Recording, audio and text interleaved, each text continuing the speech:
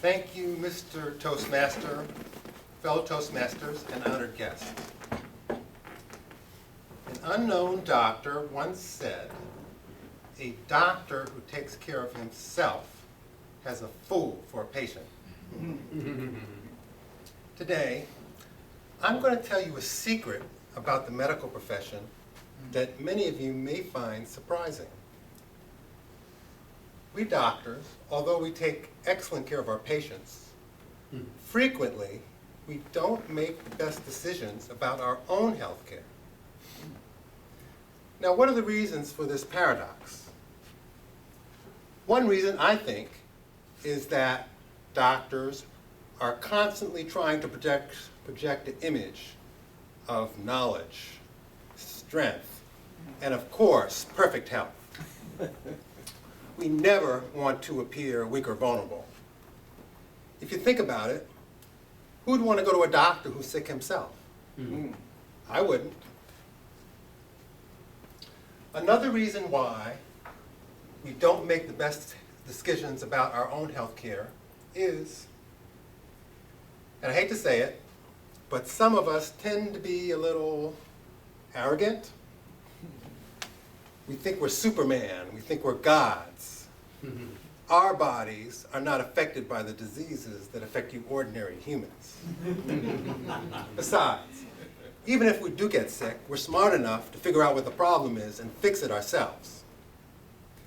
These attitudes can be very dangerous because we tend to minimize signs and symptoms of disease in our own bodies that would be obvious to ourselves if we saw them in other patients.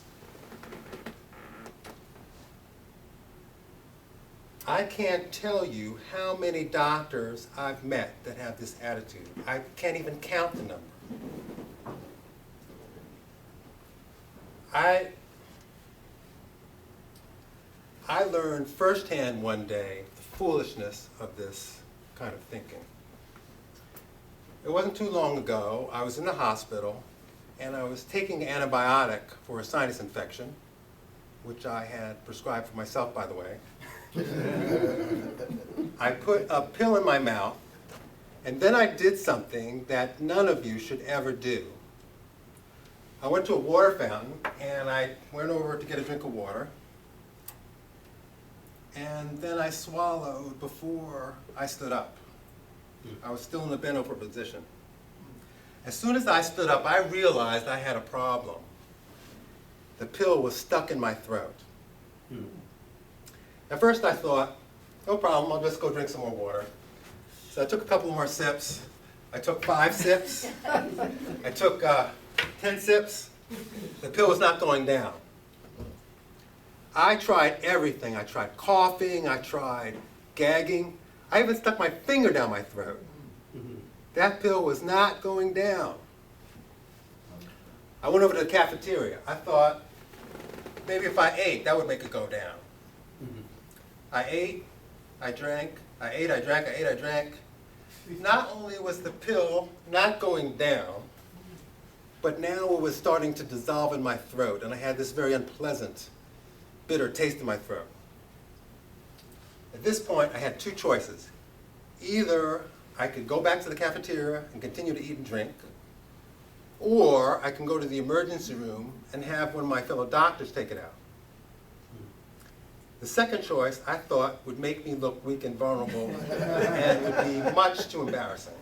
So I went back to the cafeteria. After a couple of hours of eating and drinking, I realized I could not take care of this problem myself anymore. I walked over to the emergency room and went up to one of the emergency room doctors and said, "Hi, I have a new patient for you." He looked around, said, "Who is it?" I looked around, make sure no one else was listening. I said, "Me." After he finished laughing, he put me in a room and summoned the chief of ear, nose, and throat, Dr. O. Dr. O came down, and Dr. O is a huge bear of a man with big, thick, bear paw hands. Oh, no. And of course, he's very aggressive and assertive, like most surgeons are. I told him what happened. He said, okay, Jonathan, let's take a look. So he took some gauze, wrapped it around my tongue, and then yanked my tongue out of my mouth as he simultaneously passed a mirror to the back of my throat. Don't see anything, Jonathan. I'm trying everything I can not to gag as he's pulling on my tongue. He walks out of the room and comes back with this big syringe filled with Novocaine anesthetic. What are you going to do with that syringe, Dr. O? Before I can say anything else, he shoves the syringe up my nose and squirts all this Novocaine up my nose into my throat. He then takes a tube with a scope attached to it and shoves it up my nose into my throat. Not the most comfortable feeling, even with Novocaine. So he's looking up my throat. Don't see anything, Jonathan. He yanks the tube out.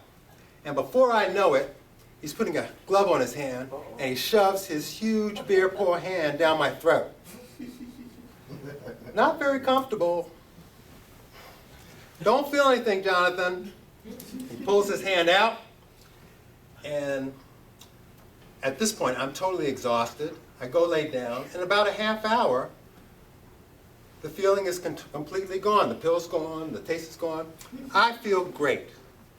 I go back, I thank Dr. O profusely. I go back to the hospital and round on my patients just like nothing happened. Now, what are the take-home lessons of this story? Number one, doctors make the worst patients. Number two, if you have a serious medical problem, seek medical attention right away. Don't wait around and suffer. And number three, if you have to see an ear, nose, and throat specialist, pick one with small hands. Mr. Toastmaster.